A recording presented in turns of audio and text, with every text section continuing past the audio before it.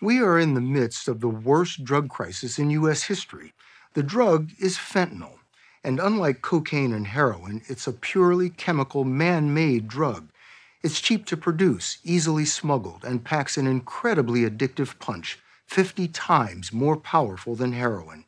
Nearly all the fentanyl flooding into the U.S. is made in Mexico by two powerful drug cartels, with chemicals primarily purchased from China.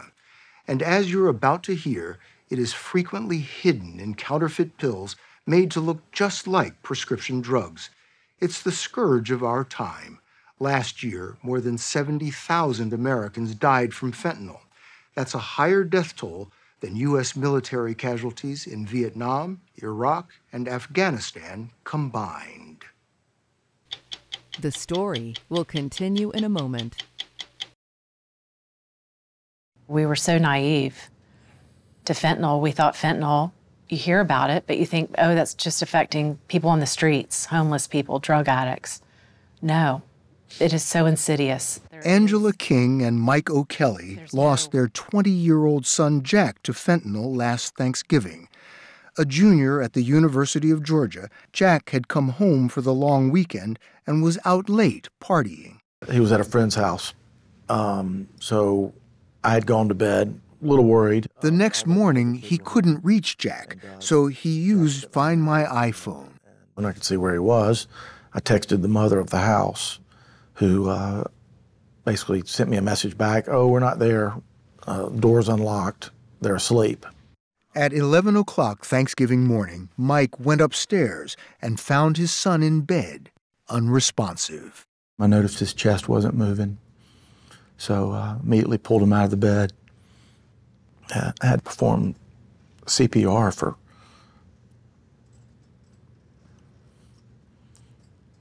30-plus minutes. Mike called me and screaming in the phone, Jack's gone, Jack's gone. And I immediately rushed over there with one of our children, and the EMT had arrived and was working on Jack upstairs. And it was the most horrific, traumatic, there's not words. Jack O'Kelly was captain of his high school football and lacrosse teams. He was studying business at Georgia and was a popular member of his fraternity. Have you been able to piece together why take a pill? Was this his first time? I think he was just out having a good time and made a stupid mistake. You know, the experimental days of taking drugs in college are over. They're all, you know, all the pills are laced with fentanyl. Mike and Angela found text messages between Jack and a drug dealer. He bought what he thought was Xanax, oxycodone, and a gram of cocaine, but the death certificate states fentanyl was the cause of death. He wasn't seeking fentanyl. He made a really bad decision, not one that should have taken his life, though. Sounds like you've had a crash course in learning about fentanyl. Absolutely. Absolutely. Which is shocking to me because at the rate that fentanyl is killing people in this country, it is absolutely ludicrous that this is not on the front page of every newspaper and every news broadcast daily.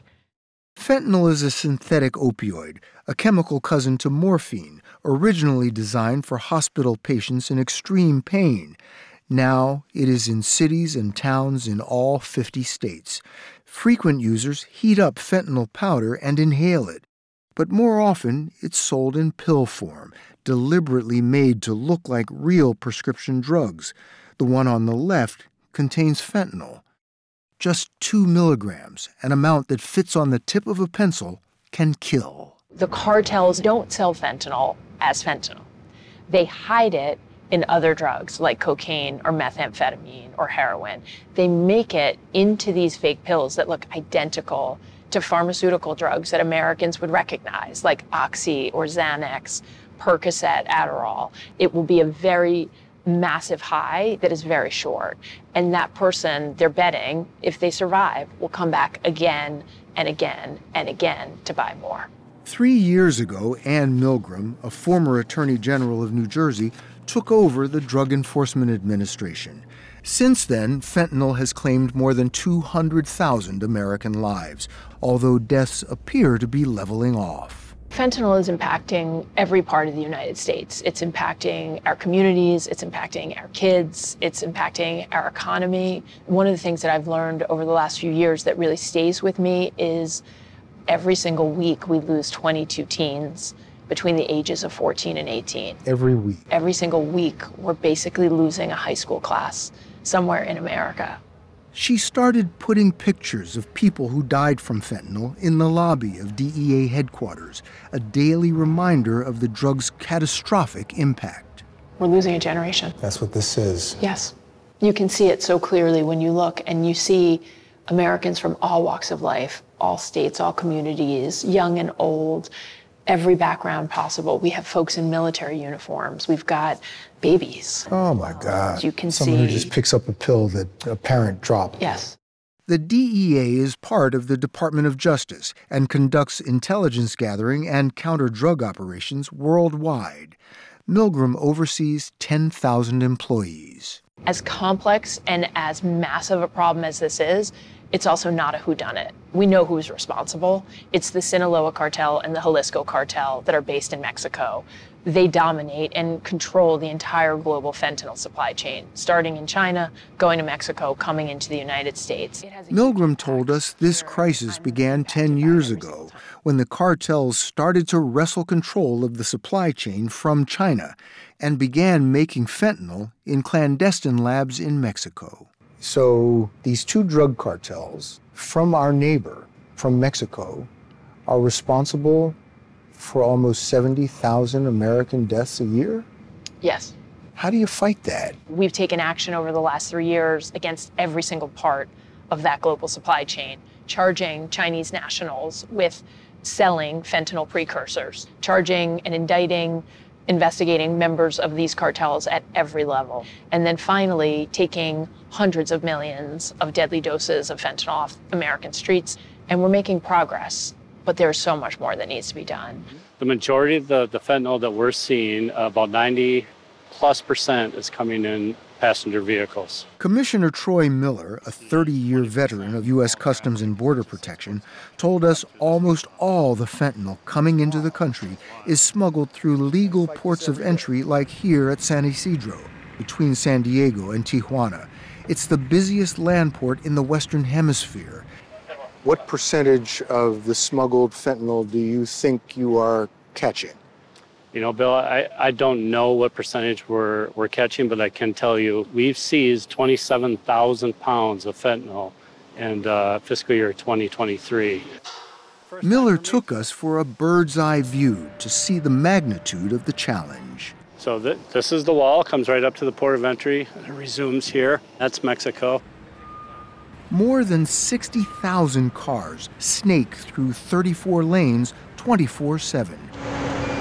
Officers have a minute or less to decide who gets a second look, and they only have the resources to search 8% of the cars. Dogs trained to sniff out fentanyl are some of their best assets. The cartels are constantly adapting. For example, hiding pills in gas tanks to mask the scent. So we're in the seizure vault. Commissioner Miller showed us rack after rack of seized drugs locked in this massive vault. For security reasons, we agreed not to divulge its location. So explain to me why the smugglers would use the busiest port as their main smuggling route. I mean, it seems counterintuitive. Why not do it someplace much less conspicuous? Why not come across the desert?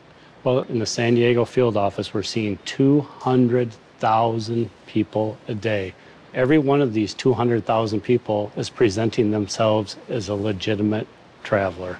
We were astonished to learn 2/3 of the people arrested smuggling fentanyl are American citizens paid by the cartels. We've seen terrible trends. We've seen high school, middle schoolers smuggling fentanyl and dropping it off to a cartel member at a high school. Do you have the budget and the manpower you need? I've been very clear that Customs and Border Protection needs more officers. We need more agents. We need more intel research specialists to distill that information. We asked him about the bipartisan border bill killed by the Senate at the urging of former President Donald Trump. It would have provided 1,500 new border and customs officers and 100 high-tech detection machines. The bill had money for much of the stuff you were talking about. Is the political inaction, is that costing lives?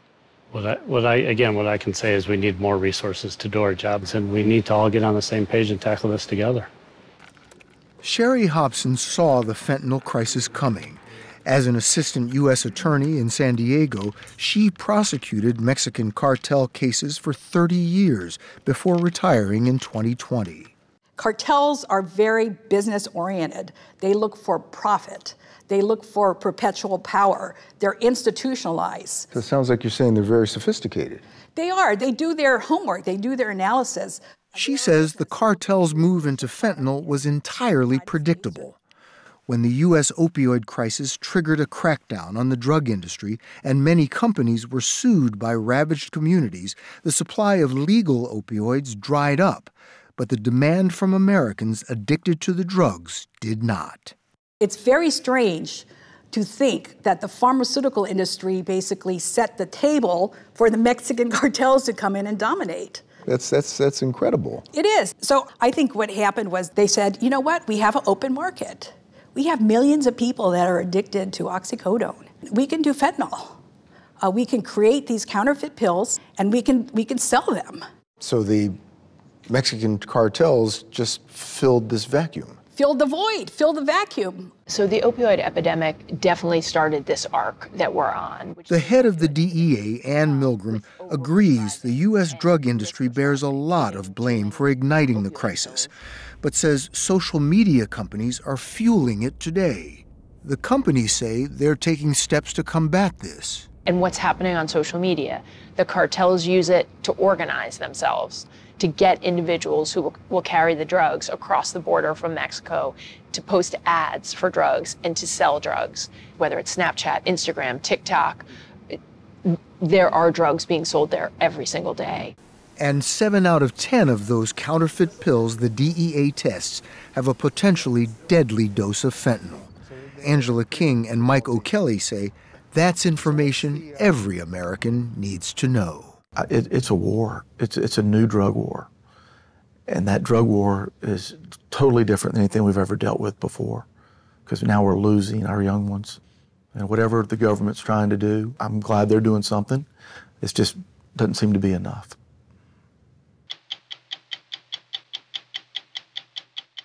How do you reverse a fentanyl overdose? Even if someone were able to get Narcan, just 1 or 2 doses might not be enough. At 60minutesovertime.com.